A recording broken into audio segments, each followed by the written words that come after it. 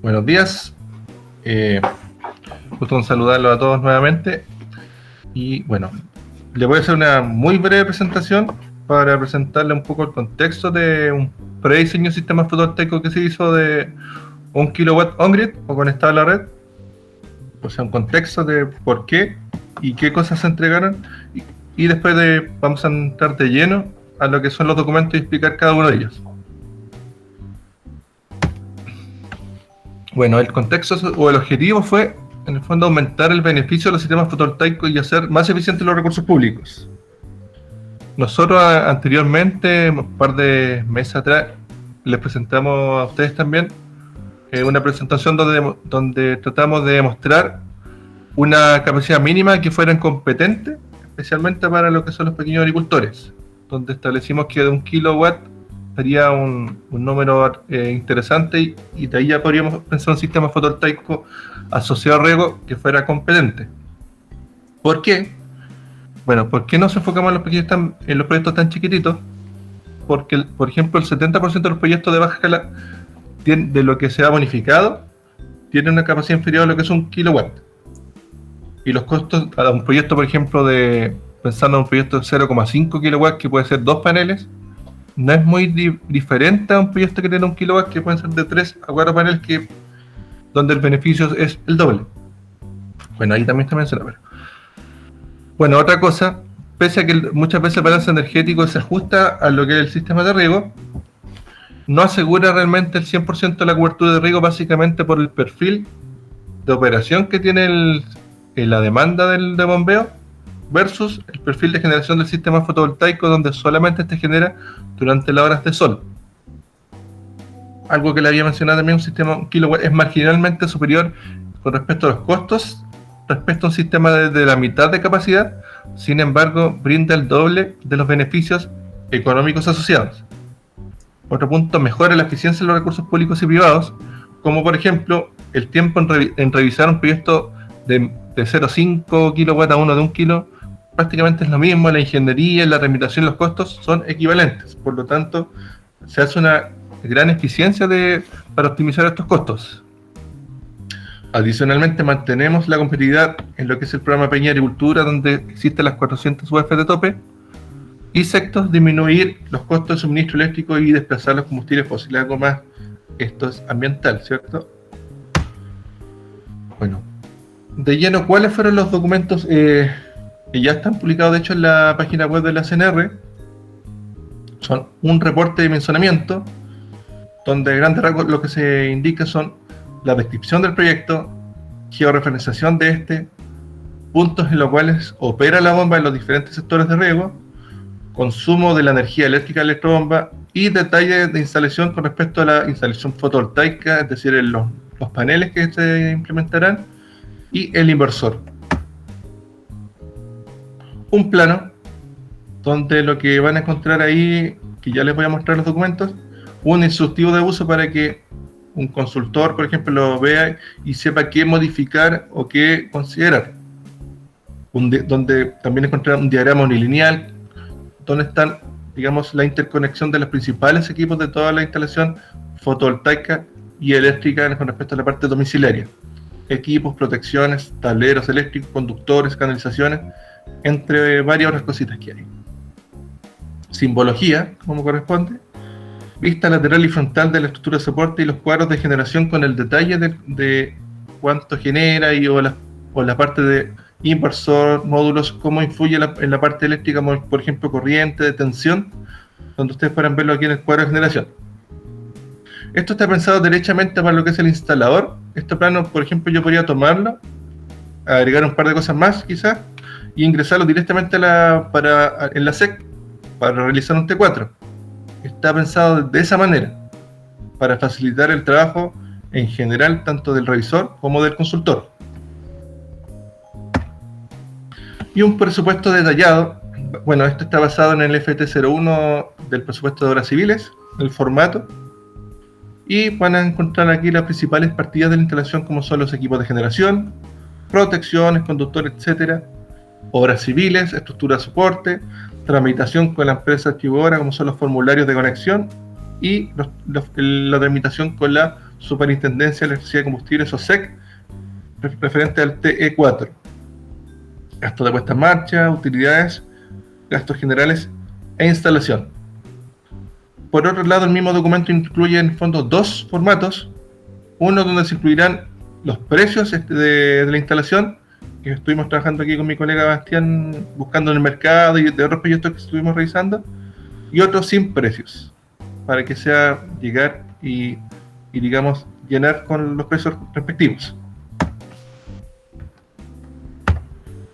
Bueno, eso fue para darle un poco de contexto. Y ahora quiero ir de lleno a cada documento, partiendo por el reporte.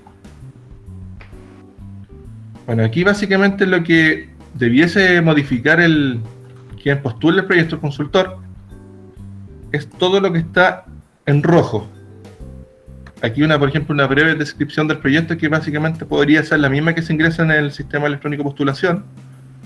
El código del proyecto, un sistema fotovoltaico conectado a la red, acogido de la ley de generación distribuida, que ahí les comento que este prediseño kit está pensado en sistemas de 1 kilowatt conectado a la red y acogido a la ley de generación distribuida o de generación ciudadana. Para suministrar su energía a la electrobomba, aquí ingresar la capacidad en HP de la bomba, superficie de riego y tipo de cultivo. Obviamente todo esto es modificable. El consultor, si considera que tiene otras cosas más interesantes que describir acá o menos cosas, puede modificarlo. Aunque la idea es que esto está hecho de lo más global posible y lo ideal es que se utilice tal cual está. Georreferenciación, donde se cambiará esta imagen, e ingresar los principales parámetros como región, comuna y la UTM del proyecto. Puntos de operación de la bomba. Aquí, por ejemplo, se pusieron lo que es caudal, presión y rendimiento de la bomba o eficiencia hidráulica para 3 sectores de riego. Ahora, si el proyecto tiene más sectores de riego, tendrá que agregar columnas acá a la derecha, sector 4 o 5, los que estime. O si tiene menos sectores, por ejemplo, tiene 1, lo que habría que hacer es eliminar estas columnas y solamente colocar lo que es el sector respectivo de sector 1.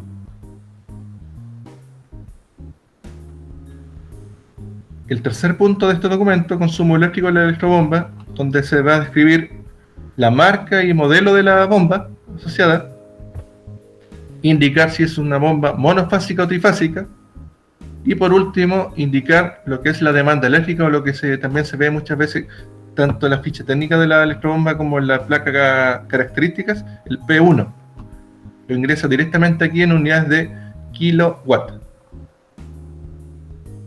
Y aquí un poco de lo que es la instalación fotovoltaica o dimensionamiento que coloqué acá, donde ustedes encontrarán el detalle de los módulos fotovoltaicos, como lo son el número de módulos, la potencia unitaria de cada módulo, pensando en un mínimo de capacidad por módulo de 250 watt peak, y la capacidad total instalada, que en el fondo corresponderá a la multiplicación del número de módulos por la potencia unitaria de los módulos. Por último, el detalle del inversor, como son la marca y modelo, y la capacidad en corriente alterna. Cabe señalar que los inversores, la capacidad yo debo determinarla por la potencia en AC, o la corriente alterna. No necesariamente viene cortada por lo que son la potencia en corriente continua que aportan los módulos.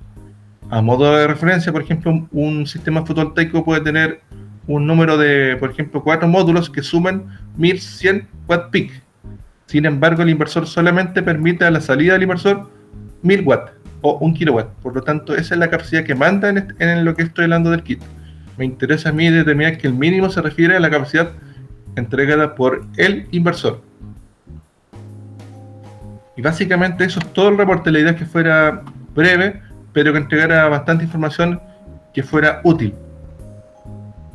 Antes de... Bueno, las preguntas van a ser al final, entiendo. Segundo documento que les he entregado es un plano eléctrico. Aquí lo primero que van a ver es un apartado donde se encuentran las indicaciones o el instructivo para utilizar este documento. A grandes rasgos, aquí la idea no es leerle uno por uno, pero Esto está basado en lo que es el reglamento eléctrico vigente, en este caso los RGR 1 y 2 de la SEC y la norma 4 de instalaciones interiores, para lo que corresponde a conductores, canalizaciones y otras partidas. Importante, este documento debe ser modificado y utilizado por un profesional especialista en materias de energías renovables y sistemas eléctricos inscrito en los registros de la SEC con licencia del tipo A o B. ¿Por qué? Porque en el fondo él es el que entiende esta materia y como les mencioné también, este documento está pensado para modificar lo que corresponda, ajustar, y podría yo ingresarlo de manera inmediata a inscribirlo en la SEC para un T4. Por eso es importante que lo utilice el profesional pertinente en estas materias. En los cálculos de todo lo que son protecciones, canalizaciones, conductores, deben adecuarse a la realidad del proyecto y a lo que sigue la normativa eléctrica chilena. Aquí, por ejemplo, se entregaran ciertos conductores, longitudes del tendido, pero esto debe ajustarse realmente a lo que es la realidad del proyecto. Y si yo modifico, por ejemplo, la ubicación del proyecto, el largo de los cables, me va a cambiar todo. Me podría cambiar la sección del conductor, el tipo de conductor y la caída de tensión. Además, ahí debe ajustarse, ver si efectivamente el tipo de conductor que se va a implementar es el mismo que está acá.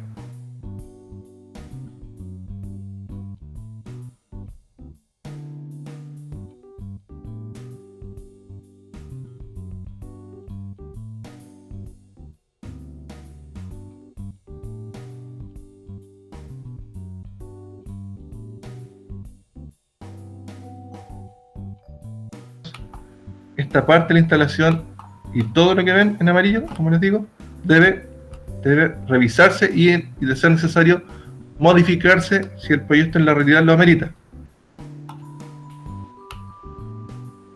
Todas las componentes de la instalación mostradas en este documento deben ser ajustadas, bueno, valga la redundancia, a la realidad del predio. Por ello debe modificarse cualquier partida que se vea afectada. Longitud, tipo de conductor, equipos, etc. La potencia unitaria mínima de los módulos será de 250 Wp y la capacidad mínima del sistema generador a la salida del inversor en corriente alterna, como ya les mencioné, será de 1 kW. Bueno, ¿qué vamos a ver dentro del plano? Vista frontal de los paneles, donde van a encontrar aquí un tipo de estructura para 4 módulos: estructura de soporte, fundación, perfiles. Una vista lateral donde aquí se indican, por ejemplo, distancias entre el hormigón que se entierra, la distancia entre el suelo y la parte baja del panel, 1 metro en este caso. Simbología de toda la instalación. Y aquí es importante nuevamente ver este apartado de que todo lo que está en amarillos es modificable. Lo que está en blanco es el sistema eléctrico que se declara ante la SEC. Lo que está en naranjo es el sistema eléctrico existente, como por ejemplo podría ser la instalación de la casa, que podríamos considerarla como una instalación ya existente. Y lo que están en rojo y azul tiene que ver con lo que son la conducción en corriente continua desde los módulos fotovoltaicos al inversor, por lo positivo y por lo negativo.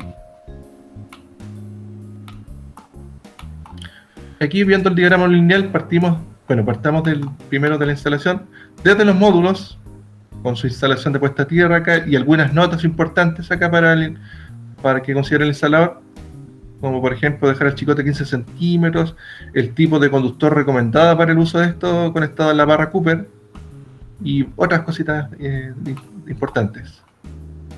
Modificar el número de módulos. Bueno, la idea es revisar todo esto e irlo modificando, como le dije, según amerite.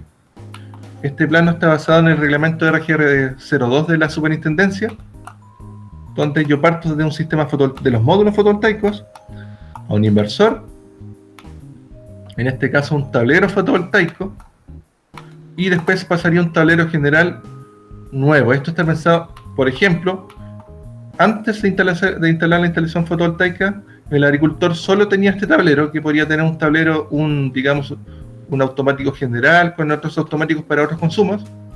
Y aquí lo que se hace es intervenir el conductor que está entre el empalme o el medidor acá hasta este tablero, se corta y se instala este nuevo tablero, instalando estas protecciones para el usuario. Bueno, en este caso se tiene un tablero general nuevo y un tablero fotovoltaico de manera apartada. De acuerdo a lo que aquí un dato importante, si el reglamento RGR02-2017 indica que si este tendido que ustedes ven acá es menor a los 30 metros, estas protecciones que ustedes ven en el tablero fotovoltaico debiesen venir incluidas en este tablero nuevo general. No necesariamente tienen que ir en dos tableros apartes. Ahora, sobre los 30 metros sí deben, por el reglamento, la norma, sí o sí deben venir en tableros separados. Por último, aquí lo que, otra parte de la instalación que adicionamos acá fue, digamos, un arranque o un alimentador hacia lo que son el consumo de la electrobomba. Aquí se encuentra un tablero de fuerza que lo ingresamos acá, donde se encuentra la protección de la bomba y un guardamotor, por ejemplo. Y aquí se debe modificar básicamente la electrobomba respectiva del proyecto. Marca, modelo, los HP que consumen en P2 y la demanda eléctrica como en P1 que consume este equipo. Por último, lo que van a encontrar ustedes acá es lo que es el empalme, donde se va a incluir el medidor, que al ser un sistema acogido a la ley de generación distribuida tiene que ser un medidor bidireccional, en este caso monofásico por el tipo de instalación que vemos. Es una instalación pequeña. Probablemente todas las instalaciones que lleguen con este tipo de kit serían monofásicos. La protección, el interruptor termomagnético o el automático, el amperaje. Por último, aquí se llega lo que es la línea acometida, que digamos es el conductor que une el empalme donde se encuentra el medidor hasta la red de la empresa de distribución. Y vale decir que todo lo que ustedes ven acá es parte de la red de distribución, donde su propietario es la empresa distribuidora de energía eléctrica.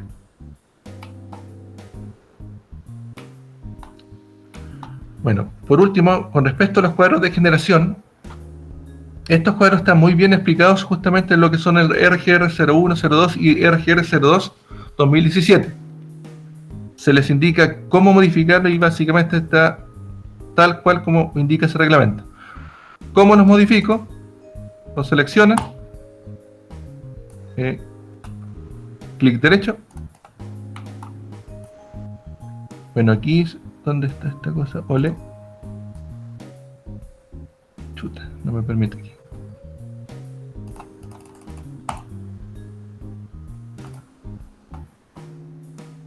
Acá está. Lo seleccionan por Ole Open y se les abrirá un Excel donde aquí yo puedo llegar y modificar la parte de la instalación. Como les digo, esta está basada en los RGR de la SEC, donde de hecho aquí ustedes van a ver un recorte referencial de qué es lo que pide ese reglamento de la SEC respectivo de lo que yo debo llenar.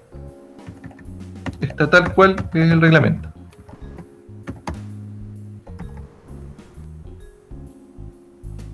Y básicamente lo mismo para los tres cuadros. Estos tres cuadros están basados en ese reglamento, etcétera. Como se fijan, está copiado básicamente lo que sale acá. Y por último, para no dejarlo despreciado, este que ustedes ven aquí. Bueno, aquí un indicativo importante para ustedes como revisor o para el instalador en el fondo.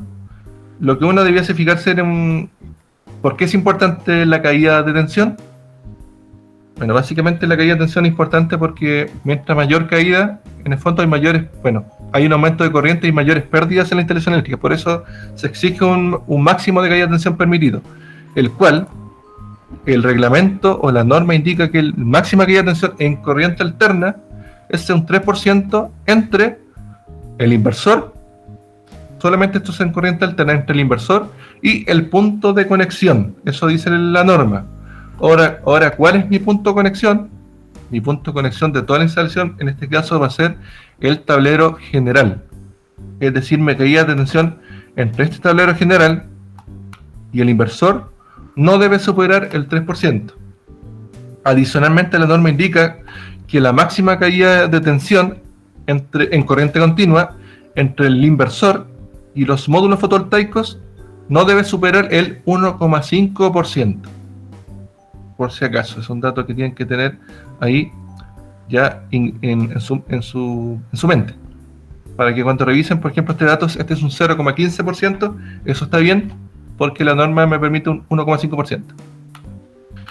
Y en este cuadro, el total de caída de tensión en corriente alterna, insisto, es de un 0,72%, lo cual no sobrepasa el 3%, por lo tanto la instalación estaría bien respecto a lo que es la caída de tensión, como un dato para que ustedes lo tengan en mente.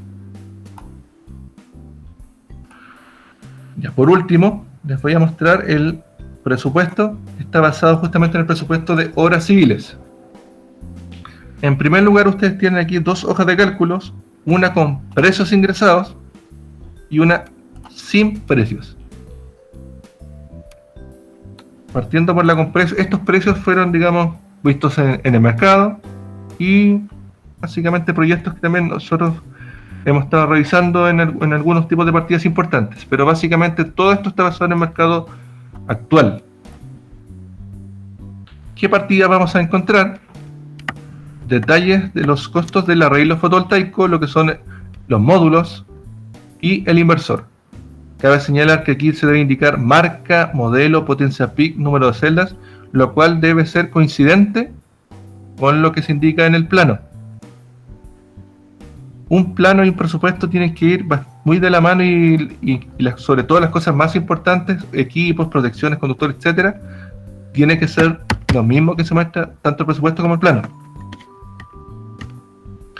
Equipamiento eléctrico, sistema de puesta a tierra, detalle de la barra de cobre, longitud y conector de toma tierra, tableros, materiales, puede ser plástico o puede ser un gabinete metálico, puede ser embutido, es decir, está dentro de lo que es, por ejemplo, el muro, o sobrepuesto al muro, número de módulos que tiene este tablero y el índice de protección IP. Allí como un recordatorio, un dato, un IP65 significa el tablero puede estar a intemperie. Si es un IP inferior o por ejemplo IP54 hacia abajo, tiene que estar bajo techo o en una caseta. Protección diferencial importante tipo A. Un sistema fotovoltaico, usted tiene que fijarse que la protección diferencial siempre debe ser del tipo A, la que se incluye en el tablero fotovoltaico. ¿Por qué les digo esto? Porque hay otra que se llama protección diferencial tipo AC, que son las típicas que se instalan en las instalaciones domiciliarias. Esa protección diferencial no es la misma de un sistema fotovoltaico. En términos de costos difieren. Una protección, por ejemplo, diferencial tipo AC domiciliaria está del orden de los 15.000 pesos o menos. Una protección del tipo A pues tiene un valor sobre los 30.000 pesos, 40.000, etcétera. Andan por ahí. Es más o menos el doble. Interruptor termomagnético bipolar y otros monopolares. El bipolar es el que se exige para cortar lo que es todo el suministro del tablero fotovoltaico. Esa es la protección que vendría incluida acá. Esta es la bipolar y esta es la protección diferencial tipo A. A eso me estoy refiriendo en estas partes. Bueno, elementos de corriente continua, conductores, tipo, sección, polo positivo, pensando en lo que es el apartado de corriente continua, y la conducción en corriente alterna. Otros elementos también que pueden considerar: prensa, estopa, caja de distribución, conectores, entre otros. Obras civiles, estructura de montaje. Ahí el micrófono abierto, ahí lo cerraron. Fundaciones de obras civiles, estructura de soporte del sistema fotovoltaico y accesorios de montaje como las pernerías y los clamps de la misma estructura de soporte del panel. Costos de construcción, rotulados, diagramas de señalética indicados en la normativa. Flete y transporte, aquí tiene un costo cero porque esto es... Yo diría que estas son las partidas más variables que podrían encontrarse. No es lo mismo instalar en Santiago que en Punta Arenas. El costo de aquí podría verse sumamente afectado. gastos de puesta en marcha y pruebas. Otra partida son los costos asociados a lo que es el procedimiento de generación distribuida o de generación ciudadana respecto a la ley 21.118. Esto de ingeniería, formularios que solicita la compañía distribuidora como respuesta a solicitud de conexión y protocolo de conexión, por ejemplo, la inscripción SEC o trámite eléctrico número 4, manual de usuario que se exige la normativa para el usuario, como indica su nombre, y medidor bidireccional, marca, modelo y número de fases. Por último, se ingresan acá lo que son las utilidades, donde ahí se estimaron en un 10%, instalación otro 10% y gastos generales un 5%. Se incluye el IVA y finalmente aquí también se incluye lo que es el costo unitario de la instalación, donde básicamente es el precio de toda la instalación versus la cantidad de kilowatts que tiene toda la instalación. En este caso es 1 kilowatt, por lo tanto el precio total básicamente es el mismo que el costo unitario. Si fuera una instalación de 2 kilowatts, por ejemplo, esto sería la mitad. Y bueno, y eso, estimado.